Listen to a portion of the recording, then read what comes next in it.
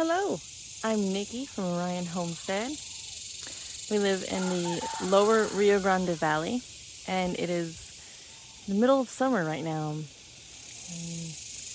Very, very hot. Just wanted to showcase our mini gardens to show how they're handling the middle of summer and just kind of showcase some of our experiments. That's what we're doing here. Experimenting with a lot of our beds. So here we have some tomatoes that I planted maybe last month. They're doing okay. We're gonna see how much longer they last because it is at the middle of summer that I planted them. And here we have a bunch of squash. As you can see, it's not doing very well. We had some of the roots start to expose themselves as water washed away some of the bedding. And we realized our mistake here was not having enough ground cover. Also, our corn died. You can see that. We just buried it back into the ground. It did not have enough nitrogen, and that was something we realized. So, mistakes were made, and we'll do better next time. That's the idea here, right? To not stop gardening, but learn how. So, we're mostly seeing what works best here. So I've planted a lot of tomatoes. I think a lot of these were cherries. Oh, you see there's some cherries. Right there. The squash were flourishing early on. They were growing up this trellis here. But they just died back because of the root exposure and the heat and potentially the lack of water. Although we watered regularly. That's what happens when you live in a place that is currently very, very dry and very hot. So we'll learn how to handle what works best here and what works best with what. We also had a lot of problems with caterpillars eating our plants, and we usually have problems with squash beetles, or squash bugs. But I don't know, we didn't have much of a problem with them over here. I'll show you where we did have a problem with them. Yeah, this is how it looks in the end of summer. We're in August. We have squash, tomatoes. Probably not the best thing to put together, but it's what we did because this was our raised bed and that's what we started here. We did squash, corn, and I tried planting some pasushi. Many of you know them as marigolds, but they didn't grow for whatever reason. Maybe things shadowed them out. But I was trying to do these sisters here. And it didn't work out as planned because the corn just couldn't hack the heat. I was planting very specific varieties, heirlooms, and a lot of times those don't work out very well. They actually were doing really well, and then nitrogen. So here we have a bunch of watermelon and some squash. Again, I had planted some pasushi over here, but it just didn't grow. I think it was just too dry and exposed. And I don't know if you noticed the buckets. So we have been doing like fetid sewer water, I think is one of the many names that it goes by. So we've just mixed in a bunch of greens that we've pulled. So usually it's grasses that my husband pulls. And he puts them in there, and we put some compost in there because we have chickens and we do composting with the leaves and with other stuff. There's the other bucket right there, and another one right over there. And these have holes in the bottom, so they will slowly leak out the nutrients exposed to the earth, and plants will take them on. Oh, here we have another little cherry. Look at that. I'm surprised they're actually coming up. We haven't gotten any fruits from our squash yet. I'm surprised by that. I think a lot of them were double flowering because they are summer squash. I think we better take the heat, right? Anyway, we'll see what happens. Again, it's an experiment for us. We're not really doing this right now to get a whole bunch of food. It's more about trying to understand what works best here, and that provides not only for us, but for the wildlife. And we have another little bed here. We just make them wherever, really. My husband puts the compost in, and he dug this out. And there's a bunch of little squash growing here. I also, again, many times I plant some bush seeds because I want to see where they will come up happily. So this pipe you see running through here is because the, what is it called?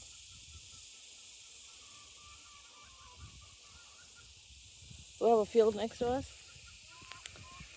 see, and they irrigate. So the irrigation water will come on and we'll use it to our advantage. And water some of these things. So there's a pipe going in. I think it may have stopped already. Oh, you can see the perk caps. You'll see this recurring many times throughout our property. It grows exceptionally well here. It is a native, and it is something a lot of things love. So now we're going to move on over to this little spot here. I don't think any of these are really living anymore. Right here. I made cuttings, but we didn't have pots. I was just too gung-ho. I think the water just keeps drying up. Yeah. So yeah, these are cuttings of our tree over here. It's a mulberry. You can see its leaves hanging down right on this side. So that's our mulberry tree. And here we have some more tomatoes. I get really excited with those. Our chickens are here. This is our compost pile. And here's some more growth. So I put a bunch of cuttings in here. I don't know which ones will survive because I put them in a little late. It's a mixture of turkey carps and mulberry. And here I have some of the simple shoo that's actually growing. So this simple shoo is the safari tangerine. This one is also growing. I think it's just a Cracker Jack mix. I put a tomato in there. I feel like those cuttings are alive. Here's all of our compost buckets that we let sit for at least a week. Here's another bed. So we put a bunch of, oh, you see that? I don't know if you saw it. It was a skink, racerback skink. So here we have another bed. Nothing is growing in it yet. It's a new bed. It's a bunch of flowers. So this area had gotten burned, and we decided to make a bed here. Here we have, it's just a wild garden. So where we decided to start doing a bunch of wildscaping to benefit the birds and other creatures. I have a butterfly, a fiddler, just enjoying the Mexican sunflowers.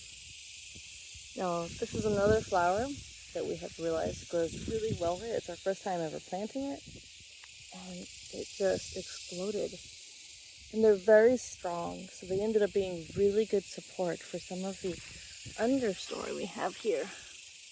So we have some squash and I think watermelon growing in here. I don't think you can see them from this side, but they actually use the sunflowers as support, which is what's so great about the Three Sisters. Not only does it attract pollinators, but it acts as really good support. So here we have the wild garden, and we put down some cactus, and I have some little flowers growing in here. And let's move along to the other side of this bed.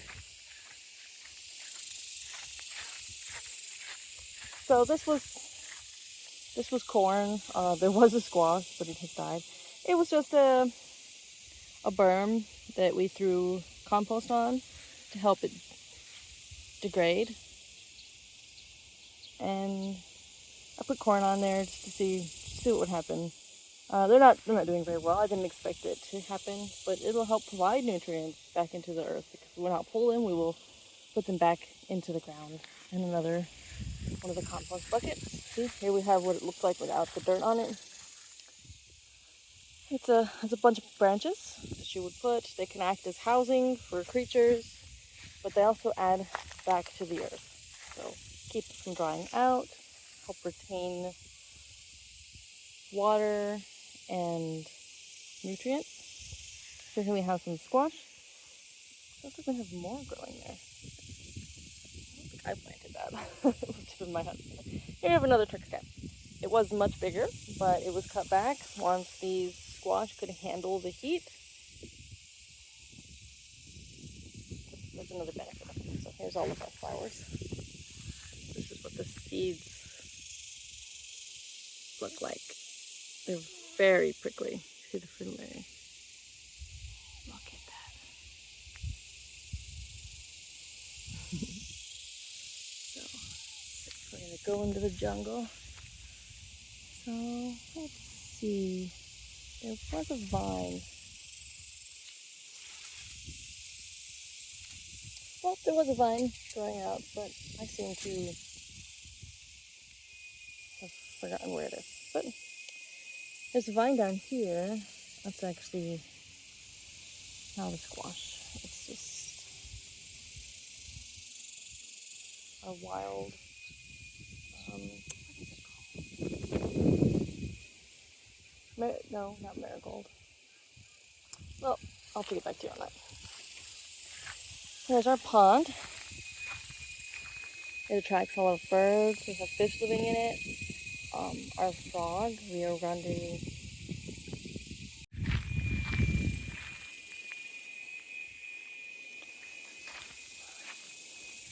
So here we have a squash, I believe that's what I planted. It is growing between two avocado trees. We thought it would be nice to have something covering the ground over here, and that's the only squash that seemed to pop up. So we'll see how that turns out.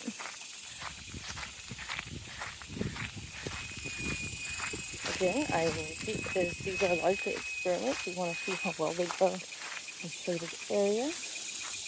Here we have our Turk's Cap forest.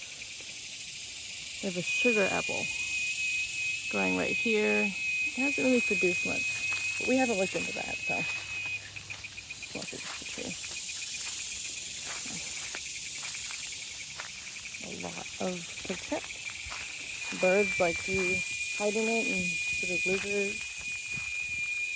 Here we have a Turk's Cap cultivar. You can see it right there in the back. It's a variation of the Turk's Cap. And this used to be growing more, but we don't tend to this bed as much anymore. It's mostly wild. There's a Turk's Cap. There's a pond there. Nothing exactly lives in it. It's mostly filled with leaves. Oh, I buried the frogs, if you saw that. There are lilies. Mostly our dog likes to bathe in it. And we have a bunch of native trees here. Oops. More Turk's Cap. There's a pond from the other side. Got more flowers.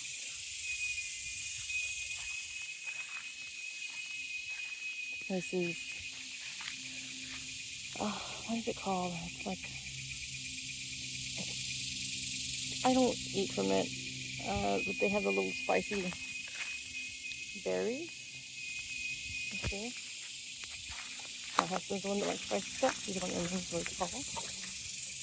The shrimp plant. So here are our last beds. I planted a variety of things in here just to see how they grow. And as you see, we have some squash planted over here. They've all died. I don't think they'll pop back up. They were planted very shallow. I didn't expect much of it. Okay, an experiment. This will be our flower bed. And I planted some more over here.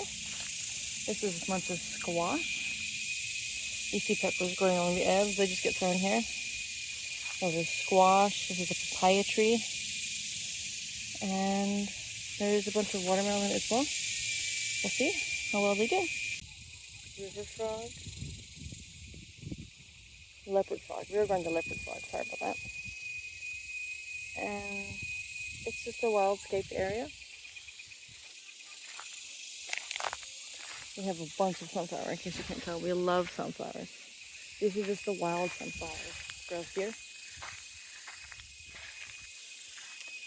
And dragonflies love it. So, that's pretty much everything. We have a few beds up in the front, but they're not growing right now. I can showcase those later down the road.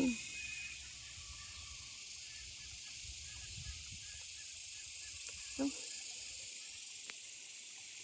stay tuned for that and future beds, how they look entering fall. So, thanks for watching. Talk to you later.